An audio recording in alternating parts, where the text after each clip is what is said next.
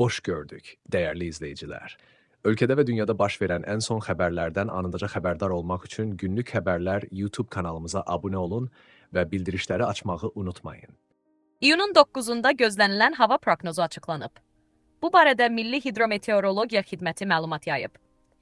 Sabah Bakıda və Abşeron yarımadasında hava şəraitinin əsasən yağmursuz keçəcəyi gözlənilir. Şimal-qərb küləyi gündüz şimal-şərq küləyi ilə əvəz olunacaq. Havanın temperaturu gecə 19-22 dərəcə isti, gündüz 28-33 dərəcə isti olacaq. Atmosfer təzyiqi 761 mm civə sütunu olacaq. Nisbi rütubət gecə 60-70%, gündüz 40-45% olacaq.